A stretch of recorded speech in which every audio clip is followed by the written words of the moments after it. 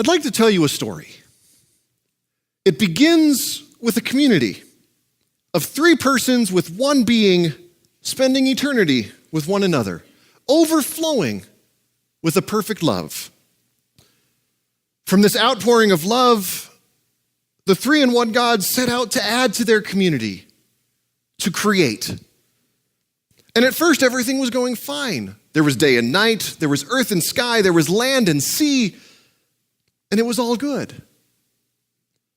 Then there were lights in the sky and day and night. There were creatures in the water and creatures in the air. There were creatures in the land, and then there were people. And it was all good, very good. All of creation was in relationship with God, and God was in relationship with it. Humans had the run of the perfect garden. They were representatives of God to the world, but it wasn't enough.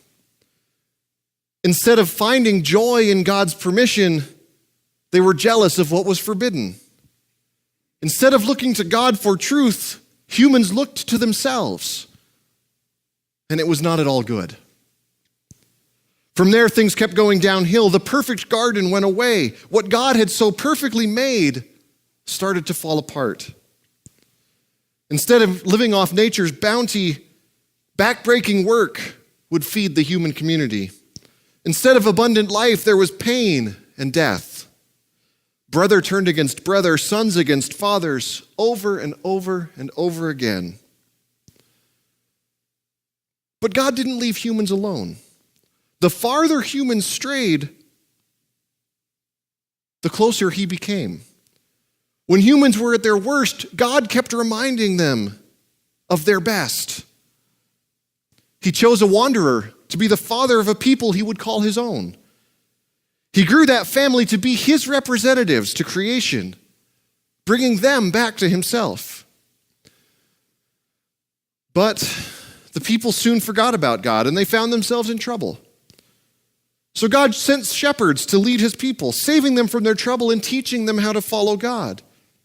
He showed them what it was like to be his people, showed them how to walk with him, get as close as they could back to that perfect garden. God's people would stand out among the rest of the world to show what God was like, to be his representatives. As one can expect, they failed in their duty. Their jealousy, greed, and pride kept them from God, and God let them choose to go their own way. He kept sending messengers to remind his people who they could be in him, but they wouldn't listen. His messengers even told of a time when God's people would return to the perfect garden.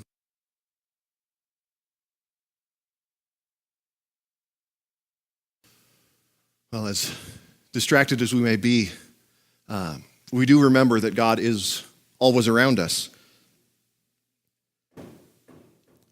And that even though these things happen, we know that God is present. We know that God is present for all of us. And in a way, this Easter time is a reminder for us that no matter what happens, that God is there. Even when God died, he was there. When we struggle to understand what's going on, when we see things that we don't understand, when we see things that distract us from him even, he's there. Because through Jesus' death and resurrection, sickness, loss, all of these things have lost. The power of death in our lives is broken because of what Jesus did. The power of sickness in our lives is broken because of what Jesus did. Because in his resurrection, we all have the promise of life eternal. We have a promise that we will go back to something even better than the garden. Because when Jesus died and rose again, he took on all of that. He took all of that from us onto himself. When he was laid in the tomb, There was a really cheesy song back in the 80s that basically God got in a fist fight with the devil. Really corny song. But he won. Victory is ours through him. And we know life. We know that when God sacrificed himself, he made promises to us.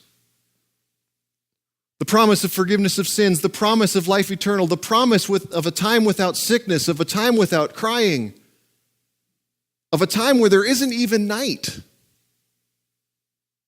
of a time when our perfect relationship with him is restored. We wait for that now. We wait for the fulfillment of that life. Jesus' resurrection is that first taste of the new life we have promised to us.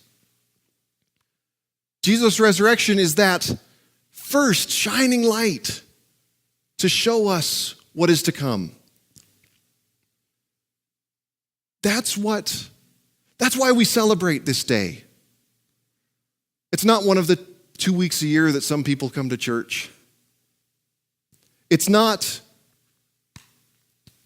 the time we show up to have pretty flowers, beautiful lilies. But it's to celebrate that new life, that promise that is fulfilled in Jesus. And to know that no matter what happens, no matter what goes on around us, we have the Holy Spirit to dwell within us.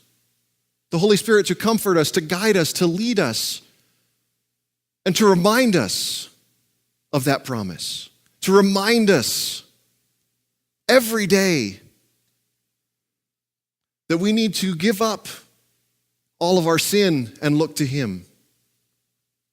That promise that reminds us when we do sin that we are forgiven. That promise that reminds us when things happen that we don't understand, to know that God is in control.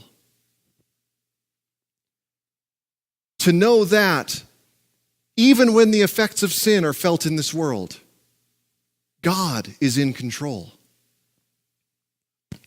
That is the promise of Easter. To know that no matter what this world can throw at us, God has already won. No matter what happens around us, God already has won.